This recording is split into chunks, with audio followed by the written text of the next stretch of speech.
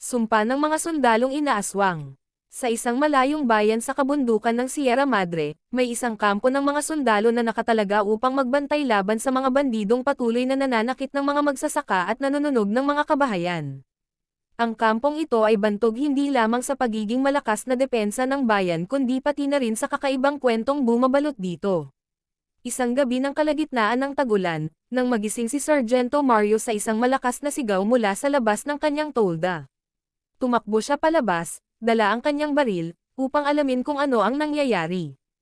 Tumambad sa kanya ang isang nakakatakot na tanawin, isa sa kanyang mga kasamahan, si Corporal Dario, ay wala ng buhay.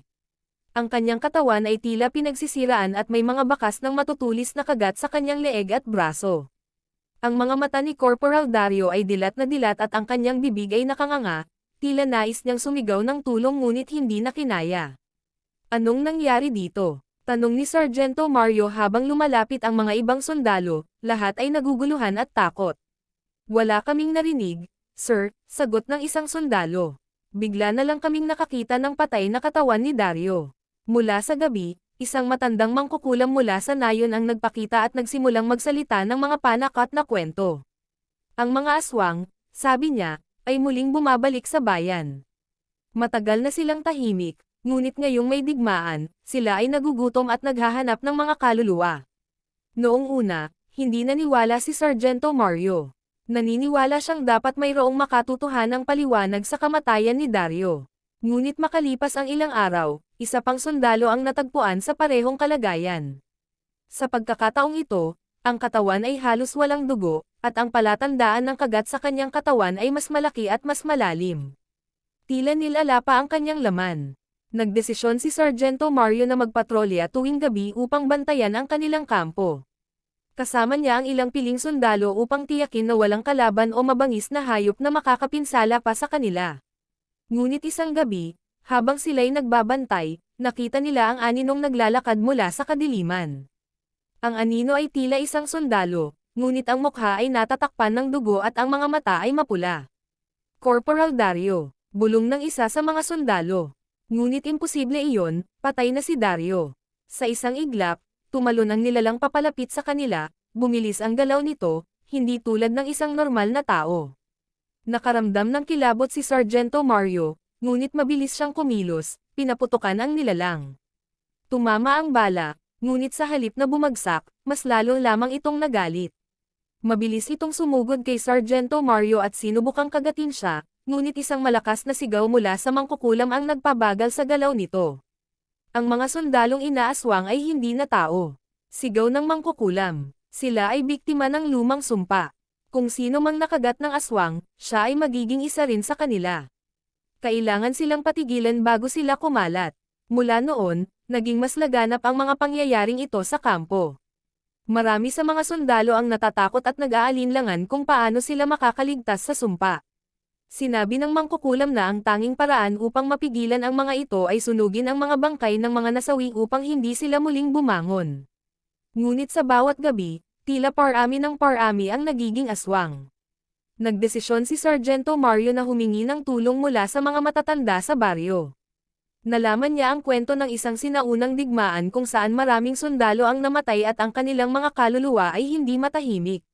Sa kanilang pagkamatay, sila ay sinumpa ng isang makapangyarihang mangkukulam upang maging mga nilalang ng gabi, naghahanap ng laman ng tao upang mapawi ang kanilang uhaw.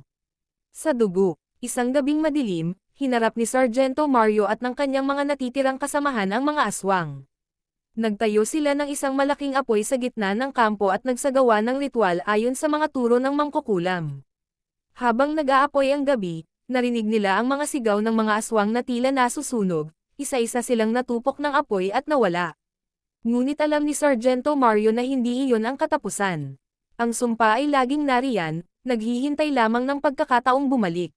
Habang patuloy silang nagbabantay sa kabundukan, dala nila ang alaala ng mga kasamahan nilang naging mga nilalang ng gabi, ang mga sundalong inaaswang na patuloy na gumagala sa dilim. Matapos ang mahirap na labanan, bumalik si Sargento Mario sa kampo kasama ang kakaunting natira sa kanyang mga sundalo. Kahit natagumpay silang napigilan ang mga aswang sa ngayon, naroon pa rin ang bigat ng pangamba sa kanilang mga puso. Alam nilang hindi ganoon kadaling matapos ang sumpa na bumabalot sa kanilang lugar. Ang gabi ay tila mas tahimik ngayon, ngunit ang takot sa mga bagay na maaaring nagtatago sa dilim ay nanatili. Lumipas ang mga linggo, ngunit tila hindi mabura sa isipan ni Sargento Mario ang mga nakita niya. Minsan, habang siya'y nakaupo sa gilid ng kampo, napansin niya ang isang batang lalaki na naglalakad papunta sa kanilang lugar. Siya'y may dala-dalang basket ng mga prutas at pagkain, alay ng mga magsasaka mula sa nayon bilang pasasalamat sa mga sundalo. Subalit ang mukha ng bata ay tila pamilyar kay Mario. Napagtanto niyang ito ang anak ni Corporal Dario, ang kanyang kasamahang nauna ng naging aswang. "Kuya, nasaan si tatay?" Tanong ng bata, may ngiti sa kanyang labi ngunit may lungkot sa kanyang mga mata. Hindi agad nakaimik si Sargento Mario. Paano niya ipapaliwanag sa bata ang mga nangyari? Paano niya sasabihin na ang kanyang ama ay naging isang halimaw, isang aswang na sumalakay sa kanila? "Ang iyong ama ay isang bayani," tanging naisagot ni Sargento Mario. Alam niyang hindi sapat ang mga salitang iyon, ngunit iyon lamang ang kaya niyang ibigay sa mga sandaling iyon. Hindi na siya nagpatuloy, at tahimik na tumalikod ang bata. Habang lumilipas ang mga araw, tila unti-unting bumabalik ang kaayusan sa kampo. Ngunit hindi nagtagal, nagsimula na namang marinig ni Sargento Mario ang mga bulong ng mga sundalo sa gabi. May mga anino raw silang nakikita, mga nilalang na parang dating kasama nila, ngunit may kakaibang anyo at kilos. Minsan ay may humahadjejek na tunog sa kadiliman, na para bang may mga mata na nagmamasid sa kanila mula sa malayo. Isang gabi, isang sundalo ang nagising at naglalakad ng walang malay palabas ng kampo. Nahuli siya ni Sargento Mario at sinundan, at sa kanilang pag-usisa, nakita nilang ang sundalo ay tinatawag ng isang boses mula sa kagubatan, isang pamilyar na boses. Siya, si Corporal Dario. Tanong ng sundalo, nanginginig sa takot. Ngunit alam ni Mario na hindi ito totoo. Ang mga aswang ay marunong manday gamit ang mga boses ng kanilang mga biktima. Kaagad niyang iniharang ang sundalo at hinatak pabalik sa kampo. Alam niyang hindi ito magtatapos ng madali. Napagtanto ni Sargento Mario na kailangan nilang gumawa ng mas malalim na hakbang upang tuluyang mapatigil ang sumpa ng mga aswang. Naisip niyang bumalik sa pinagmulan ng kwento, ang sinaunang mangkukulam na nagbigay ng sumpa sa mga sundalo noong nakaraang digmaan. Nagdesisyon silang magtungo sa bundok ng mga ninuno, kung saan pinaniniwalaang naninirahan ang mga espiritu at Diyos ng kalikasan. Kasama ang mangkukulam ng nayon, sila'y nagsagawa ng isang ritual upang kausapin ang mga espiritu ng mga nasawi sa digmaan. Sa gitna ng ritual, nakita nila ang mga kaluluwa ng mga sundalong hindi matahimik, kabilang na si Corporal Dario. "Bakit ninyo kami iniwan?" ang tanong ng isa sa mga kaluluwa, ang mga matay puno ng galit. "Kami ipinaglaban ang bayan, ngunit kami nilimot, kinulong sa katawan ng mga halimaw." Ipinaliwanag ng mangkukulam na ang sumpa ay nagugat mula sa kanilang pagkamatay, hindi sila makatahimik dahil hindi sila nailibing ng maayos at ang kanilang mga kaluluwa ay ginamit ng isang makapangyarihang mangkukulam noon upang maging mga aswang. Tanging ang pagbibigay ng karampatang paggalang sa kanilang mga bangkay at kaluluwa ang makakapagpalaya sa kanila. Ipinagpatuloy ni Sargento Mario ang paghuhukay sa mga sinaunang kasaysayan ng digmaan at natagpuan ang mga labi ng mga sundalong nasawi. Sila ay muling inilibing at sinamahan ng mga dasal mula sa nayon. Sa kanilang pagtatapos ng ritual, isang kakaibang katahimikan ang bumalot sa lugar. Parang nawala ang bigat ng hangin, at ang mga bulong ng gabi ay tila natigil. Bagamat tila nalutas na ang misteryo ng mga aswang, may mga gabi pa ring hindi mapakali si Sargento Mario. Alam niyang sa bawat sulok ng mundo, sa bawat digmaan at trahedya, laging may mga kaluluwang hindi makakatahimik. Ang sumpa ng mga sundalong inaaswang ay nagpaalala sa kanya na ang mga sugat ng digmaan ay hindi lamang sa katawan, kundi pati sa espiritu. Nang magretiro si Sargento Mario, dinala niya ang mga alaala ng kanyang mga kasamahan at ang kanilang mga pagsubok sa kabundukan ng Sierra Madre.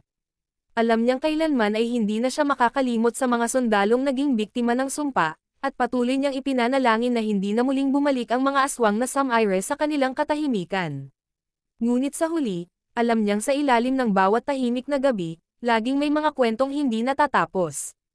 Matapos ang kanyang pagre-retiro, si Sargento Mario ay bumalik sa kanyang tahanan sa isang maliit na bayan sa paanan ng kabundukan ng Sierra Madre. Sinikap niyang mamuhay ng tahimik kasama ang kanyang pamilya, subalit ang mga alaala ng kampo, ang mga sundalong inaaswang, at ang mga kasamahan niyang nawala ay patuloy na bumabagabag sa kanyang isipan. Kahit sa mga pinakatahimik na gabi, naririnig pa rin niya ang mga bulong ng kagubatan, ang mga huni ng mga aninong tila nagmamasid mula sa dilim. Hindi nagtagal, napansin ng mga tao sa kanilang bayan na tila may kakaibang nangyayari kay Mario.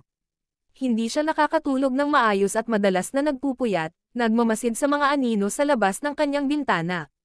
Palagi niyang sinisigurado na ang mga pintuan at bintana ng kanilang bahay ay nakakandado ng mahigpit tuwing gabi, at nagtatago siya ng balisong sa ilalim ng kanyang unan.